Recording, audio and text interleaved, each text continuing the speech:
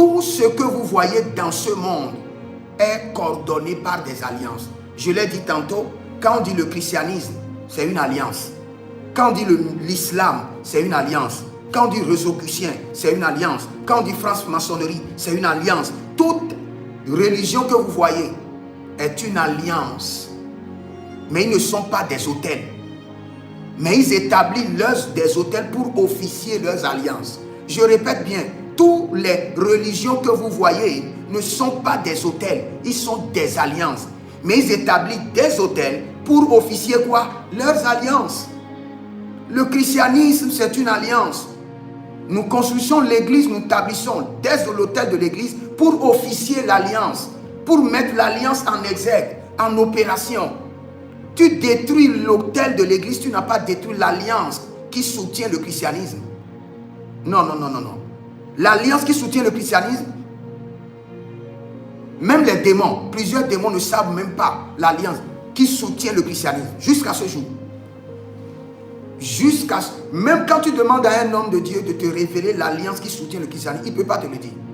Parce que l'alliance réelle qui soutient le christianisme a été un consentement, une réunion qui a eu au ciel, où le Seigneur a commencé par chercher un homme qui sera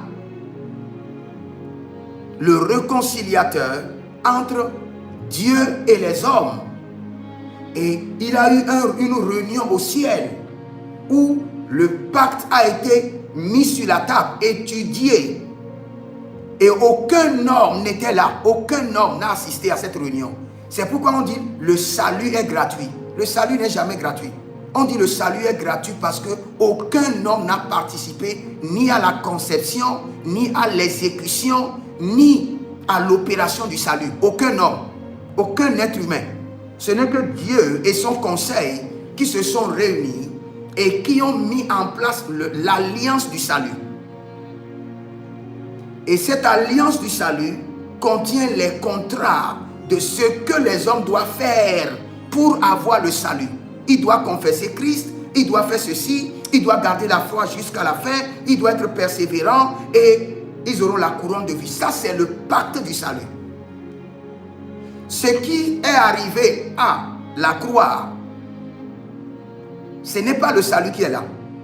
Le pacte du salut n'est pas là. C'est l'autel du salut. L'autel a été établi pour se connecter maintenant au pacte du salut qui a été conclu au ciel. Et aucun être humain n'a assisté à ce pacte du salut.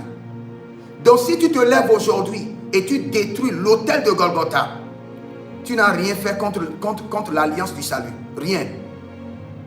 L'alliance du salut est bien scellée. Aucun homme n'a accès. C'est pourquoi la Bible parle du livre de vie. Et que c'est seulement l'agneau qui est digne d'ouvrir le livre de vie et d'ouvrir les sceaux. Il parle de l'alliance de la vie. Il parle de l'alliance du salut. Gardez secrètement. Donc quand tu te lèves, tu as un problème et tu te lèves, tu dois te poser la question d'abord. Est-ce ce problème est-il héréditaire et juste ou juste circonstanciel? C'est ta première question.